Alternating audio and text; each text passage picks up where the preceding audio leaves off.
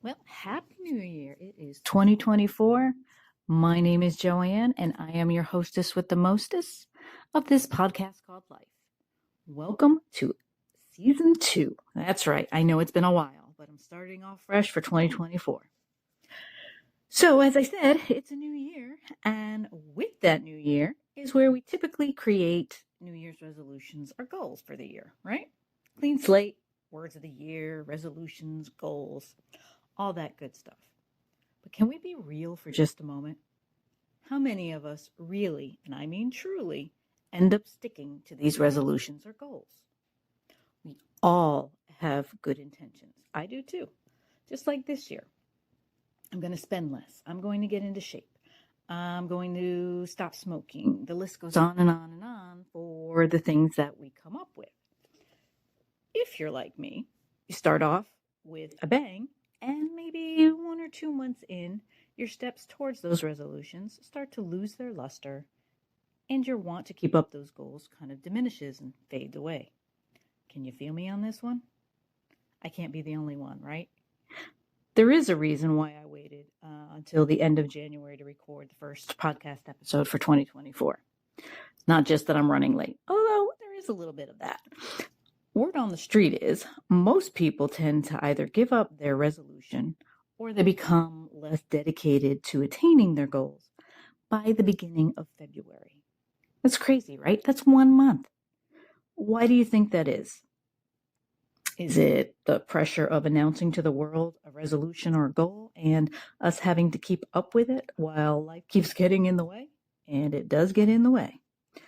Personally, though, I think we're going about our resolutions the wrong way.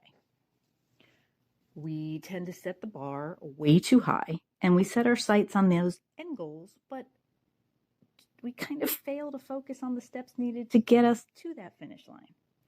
Well, this year, in 2024, I have decided to do things a little differently and break things down. So, you're probably asking yourself, what the heck are you talking about, Joanne? Well, I'm glad you asked. 2024 is the year of learning to set micro goals. And that's micro goals, micro resolutions, whatever the case may be. And here's what I mean. After doing a lot of research, I found that for the most part, they broke it down into 5 steps. I have added an additional step. Well, technically, I inserted a new step with it. So step number 5 is mine. So here we go. First, you're going to identify your overall long-term goal or resolution. Easy, right? Second, you'll ask yourself the reason behind the goal or resolution. The quote-unquote, the why. Now, typically, the why is geared towards salespeople, but this is personal. You're going to ask yourself, why are you choosing this goal? What is the end result? What do you want to happen because you've attained this goal? 3, you're going to change your perception or the thoughts about this goal. Do not look at it as a chore or a burden. And I think that's something that we all tend to do. Like, oh man, I want to reach that. We put so much pressure on ourselves. And then instead of looking forward to it, it becomes a burden, a chore. Instead, try to look at it like an opportunity. And we'll get into that a little bit later. The 4th step, break your main goal or resolution down into small, simple, but achievable, because if you can't achieve them, you're not going to keep up with them. So you'll break it down into kind of mini goals, but things that you can achieve along the way. I'll get to why in a little while. The 5th step is what I added, and that is during the process, don't be so hard on yourself if and when you forget a day or 2 along the way. Give yourself a little grace. Just pick back up the next day and keep going. Do not guiltify yourself. I tend to do that. And the 6th and final step is reward yourself for achieving those smaller steps. It's been proven that when you reach a smaller goal and you celebrate it or reward yourself for it, you're going to continue on to the next goal. All right, so now we're going to break it down into what I'm talking about and use examples. Let's say your goal is to read 5 books this year. and maybe they are, I don't know, about 300 pages long. I know it's a small potatoes kind of thing, but goals don't have to be a big ticket item. Making time to read a book, no matter how long it is, can be difficult depending on your normal daily schedule. Whether you have kids, whether you work full time, whether you work 2 jobs, whether you have activities, whether you're a taxi mom or dad and you're driving the kids around, whatever the case may be, you may not have a lot of time to carve out of your schedule for these things. So what do we do when that happens? Oh, I wish I could. And then it never happens, right? All right. So let's break down reading the books into the 6 steps. 1, my goal, I want to read 5 books this year, at least 300 pages long. We're going to focus on 300 pages because of the math. I'm good at simple math, not so good at the more intense math. So step 1 is I want to read 5 books this year. And I suggest that you write this down. I'm not big into journaling, but I'm going to tell you, if I see it all the time and it's in front of me, I'm going to look at it and it's going to get into my head. So I suggest writing it down. Again, step 1, I want to read 5 books this year. Step 2, why do I want to do it? Well, I love to read, number 1. I want to read because I enjoy the escape, which a lot of the books I read are an escape from the real world. And let's face it, the real world is not all that great at times. And I want to keep my mind active and I want to learn new things. So step 3, instead of, oh crap, I got to find, where do I find time to fit in, the time to read a book? I need to change my thought process to, I can't wait to read, or I want to read, or, oh, I can't wait to see what happens next in the book. Number 4, we're going to break it down. Depending on how much time you actually have for this activity, you can break it down by pages per day, pages per week, whatever. Heck, you can even break it down by how many chapters are in each book and then, divide it out that way. There's no right or wrong.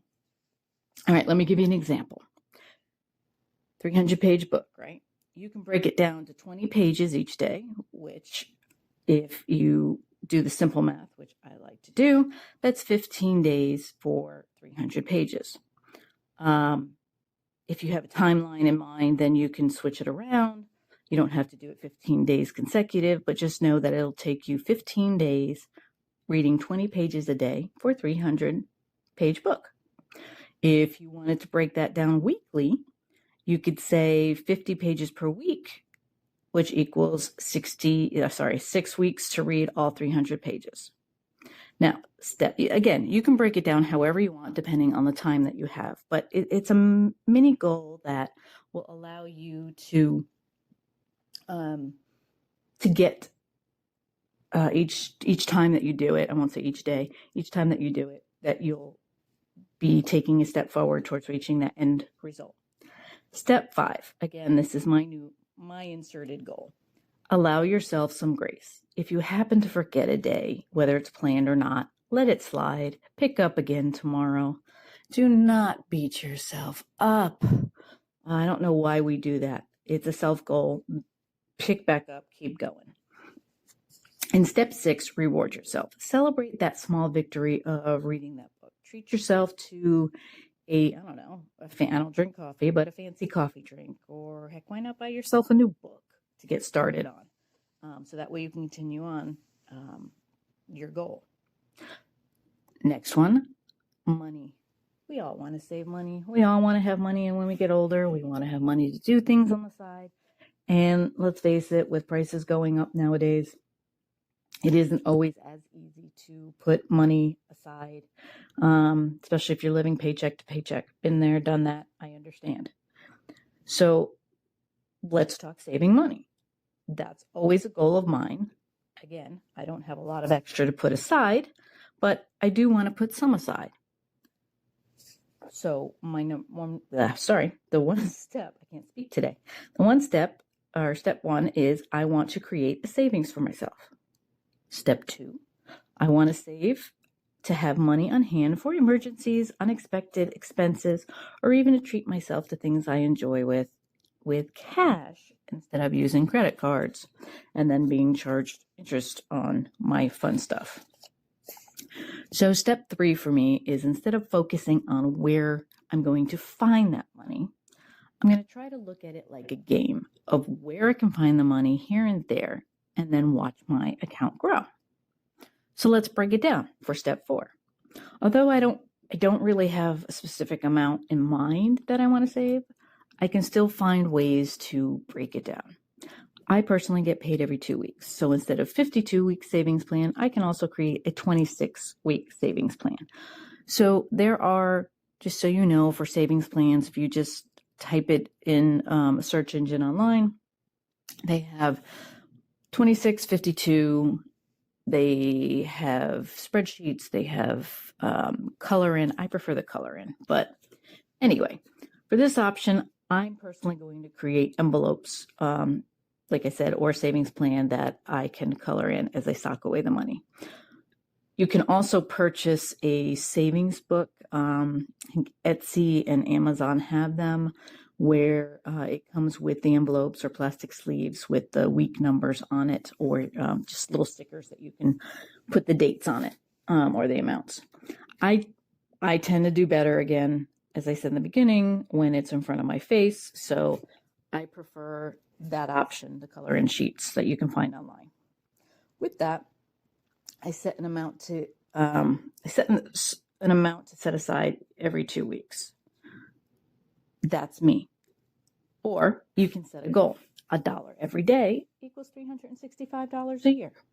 I know that doesn't seem a lot, but let me tell you, once you start saving and you see it, you're going to continue on with it, and you may even add to it. $5 every 2 weeks equals $130 a year. $10 every 2 weeks, $260 a year. Now let's say you want to double that. $20 every 2 weeks is $520 a year. So step number 5 is the give yourself grace, maybe 1 to 2 paydays.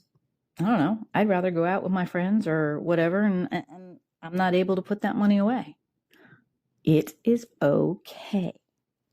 Enjoy the moment, enjoy that time out, and when the next payday comes around, go ahead and put that money away. And step number 6, you've saved, hooray! Maybe you've saved what you set out to, but also maybe you've saved just a portion of what you wanted to. Either way, it's time to congratulate yourself, because you made it steps further than from when you started. Just keep that in mind. You are taking baby steps. Treat yourself to something that will make you happy, even if it's a McDonald's ice cream cone. That is, if their ice cream machine is working. If you know, you know. All right. Let's say, hey, you don't want to read a book, you don't want to lose weight, or you do want to lose weight, you don't want to save money. Now, let's say, I don't know, you want to lose 10 to 15 pounds. That is step 1. All right, how do we get there? Step 2, why do you want to lose the weight? Well, I want to feel better about myself and healthier and maybe a little bit more energy and feel more comfortable in my own body. That's typically why people want to lose weight. Step 3, instead of thinking, oh crap, I have to work out today. Did you know working out doesn't have to be hard or something you dread? We get caught up in all these exercise routines that we see, and it's like, oh, I want to do that. And they tell you have to do this or do this so many times a week to get back into shape. And otherwise it's nothing. And I disagree with that. How about challenging yourself to find exercise routines that are fun and different, so you actually look forward to it? YouTube, baby. YouTube. Instagram as well, but YouTube has a ton of videos out there that are fun. Step 4, breaking it down. What can you do which will help you reach the goal of losing weight? Well, let's address a few things. You can drink more water. Try to drink 64 ounces at least minimum each day.